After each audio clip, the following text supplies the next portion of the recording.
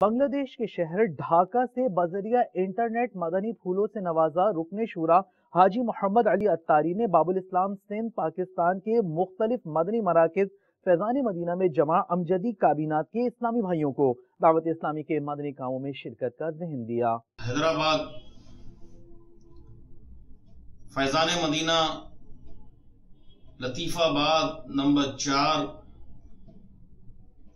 فیضان مدینہ میرپور خاص اور فیضان مدینہ نواب شاہ، اور الحمدللہ عز و جل ہمارے رکن شورا فاروق جیلانی بھائی اور ہمارے نگران کابینات محمد رفیق اتاری، انہوں نے پچھلے دنوں مدنی مشورے میں حکم فرمایا تھا کہ کچھ بذریعہ آواز انٹرنیٹ کے ذریعے باب الاسلام سندھ کے کچھ شہروں میں شرکت ہو جائے، اور الحمدللہ عز و جل آج باب الاسلام سندھ کے 4 مدنی مراکز فیضان مدینہ آفندی ٹاؤن لطیف آباد نمبر 4 میرپور خاص فیضان مدینہ اور نواب شاہ فیضان مدینہ میں الحمدللہ آواز کے ذریعے حاضری کی سعادت حاصل ہے۔ الحمدللہ بنگلہ دیش ڈھاکہ سے الحمدللہ آپ کی بارگاہ میں حاضر ہوں۔ الحمدللہ عز و جل دعوت اسلامی کا مدنی کام اللہ کے کرم سے بڑھتا ہی چلا جا رہا ہے، بڑھتا ہی چلا جا رہا ہے۔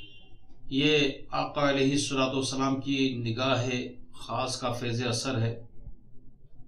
سرکار غوث پاک رضی اللہ تعالی عنہ، سیدی اعلی حضرت رضی اللہ تعالی عنہ اور فیضان امیر علیہ سنت ہے۔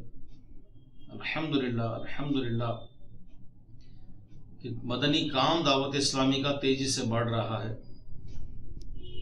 پچھلے دنوں آپ نے یقیناً سنا ہوگا، دیکھا ہوگا مدنی چینل پر کہ بنگلہ دیش چٹاگانگ میں دعوت اسلامی کا پہلا 3 روزہ سنت و برا عظیم الشان فقید المثال اجتماع ہوا۔ اللہ کی رحمت سے ظاہری طور پر بہت کامیاب ہوا۔ اب دعا کیجئے گا کہ امیر علیہ سنت دامت برکاتہم عالیہ جس طرح چاہتے ہیں اس کے مدنی فوائد، مدنی نتائج بھی لیں۔